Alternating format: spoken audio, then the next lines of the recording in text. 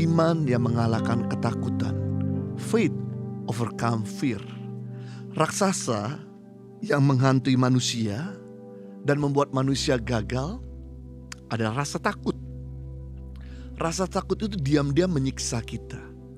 Rasa takut itu pembunuh berdarah dingin. Hati-hati sama rasa takut.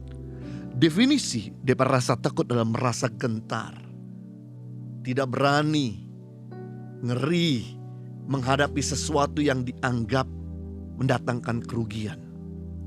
Ketakutan adalah salah satu masalah terbesar dalam kehidupan manusia.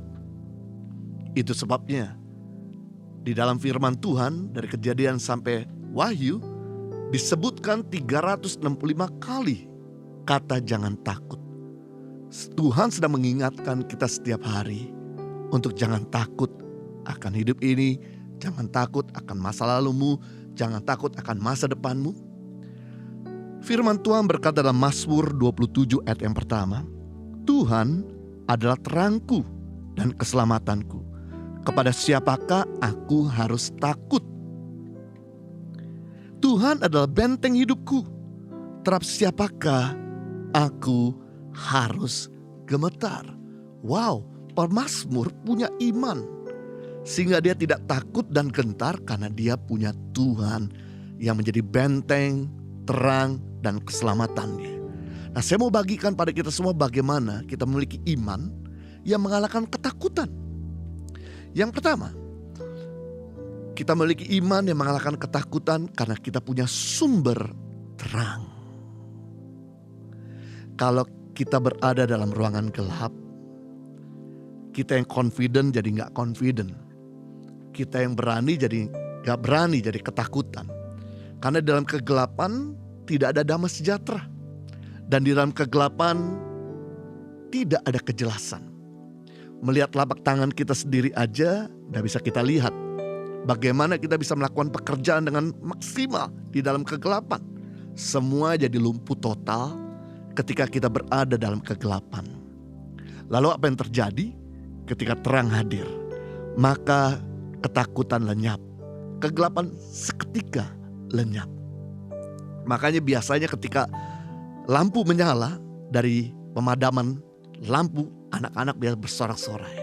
Mereka bersuka cita, mereka teriak asik. Karena terang menghadirkan kedamaian. Terang menghadirkan sukacita. Dan terang selalu melenyapkan ketakutan. Ketika terang hadir, terang berbicara mengenai kita melakukan kehendak Tuhan. Orang yang hidup di dalam kebenaran punya keyakinan yang kuat, punya kekuatan yang ekstra dibandingkan mereka yang berada di dalam kegelapan. Karena Yesus adalah terang, Yesus adalah jalan, Yesus adalah kebenaran, dan Yesus adalah kehidupan. Barang siapa hidup dalam kehendak Tuhan, dia berada dalam terang. Dan yang menarik, Yesaya 32 ayat 17, di mana ada kebenaran, di situ ada tumbuh damai sejahtera. Dan akibat kebenaran ialah terang, ketenangan, dan ketentraman untuk selama-lamanya. Berarti di mana tidak ada kebenaran, di situ tumbuh ketakutan. Akibat dosa ialah kecemasan dan ketakutan untuk selama-lamanya. Kebahagiaan itu dan kedamaian itu tidak bisa dicuri oleh apapun dan oleh siapapun, kecuali hadir dosa dalam hidup kita.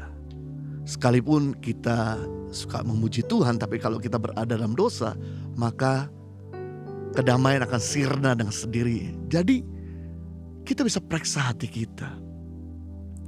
Apakah masih ada iri hati, masih ada ketakutan, masih ada ketamakan, masih ada perselisihan, masih ada kenajisan, masih ada dosa yang kita sembunyikan atau tidak? Karena selama semuanya itu masih ada, pasti kita akan mengalami ketakutan.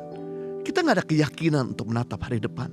Kita gak punya keyakinan untuk kita bisa melakukan dengan penuh iman. Namun kabar baiknya, ketika kita hidup dalam kebenaran dan kehendak Tuhan, maka ketakutan dan kecemasan sirna dengan sendirinya. Pastikan kita berada dalam terang Tuhan. Yang kedua, Iman yang mengalahkan ketakutan karena kita punya Tuhan keselamatan.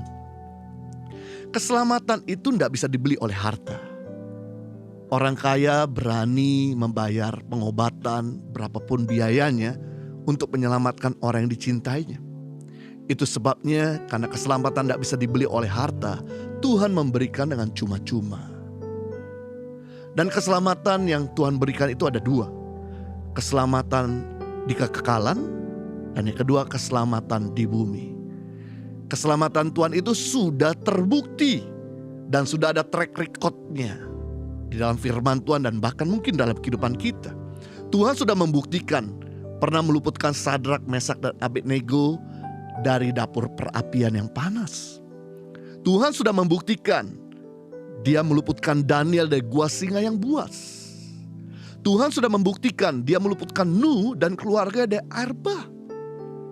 Tuhan sudah membuktikan pernah meluputkan bangsa Israel dari kejaran tentara Mesir. Tuhan sudah membuktikan pernah meluputkan Yusuf dan Daud dari ancaman orang-orang yang mau membunuhnya. Tuhan sudah membuktikan Dia meluputkan murid-murid dari angin badai yang bergelora yang mau menenggelamkan kapal mereka. Tuhan sudah membuktikan Dia pernah menyembuhkan Naaman dari kusta. Dia menyembuhkan Bartolomeus dari buta. Dia menyembuhkan wanita yang 12 tahun pendarahan. Dia membangkitkan Lazarus dari kematian, anak Yairus kepala rumah ibadah dari kebangkitan. Tuhan sudah membuktikan Dia pernah menyediakan kebutuhan janda di Sarfat.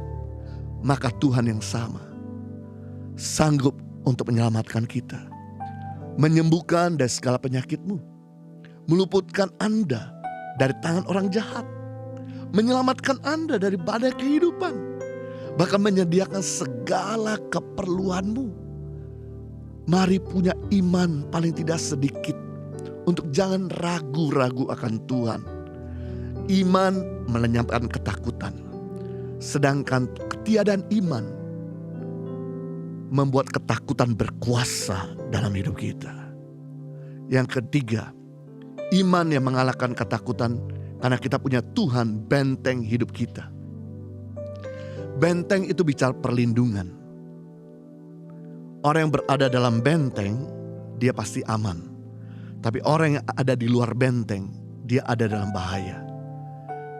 Pada zaman dulu, setiap kota besar pasti punya benteng untuk melindungi rakyatnya yang ada di dalam. Semakin tebal, semakin tinggi, semakin kokoh benteng, semakin sulit musuh menaklukkan kota tersebut. Itu sebabnya benteng Yeriko susah diruntuhkan karena dia punya tinggi 14 meter, tebal 6 meter, dan double lapisan. Gak bisa ada yang sanggup meruntuhkan benteng Yeriko. Hanya cuma Tuhan yang mampu untuk menaklukkan benteng Yeriko. Nah, kita punya benteng yang lebih kokoh dari benteng Yeriko. Kita punya benteng yang tidak pernah jebol, yaitu Tuhan Yesus. Makanya jangan pernah berada di luar benteng. Pastikan kita berada di dalam benteng Tuhan. Maka kita aman. Kita tidak akan pernah berada di dalam bahaya. Berada di dalam benteng artinya gini, kita selalu berada dalam hadirat Tuhan. Inilah kunci keberhasilan hidup pemazmur. Di dalam Mazmur 27 ayat 4-5 ayat berikut ya. Satu hal yang telah kupinta kepada Tuhan, kata pemazmur, itulah yang kuingini, diam di rumah Tuhan seumur hidupku, menyaksikan kemurahan Tuhan dan menikmati bait-Nya. Sebab Ia melindungi aku dalam pondoknya pada waktu bahaya.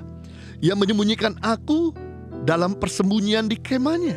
Ia mengangkat aku di atas gunung batu. Wow, orang yang berada dalam hadirat Tuhan itu sama dengan orang yang berada dalam benteng Tuhan. Dia merasa aman, dia merasa yakin, dia merasa kuat. Dia gak akan mengalami ketakutan. Mari, saya mengajak setiap kita yang sedang menghadapi ketakutan, kecemasan, untuk kita berada dalam benteng Tuhan, yaitu berada dalam hadirat Tuhan, dengan kita punya persekutuan pribadi dengan Dia.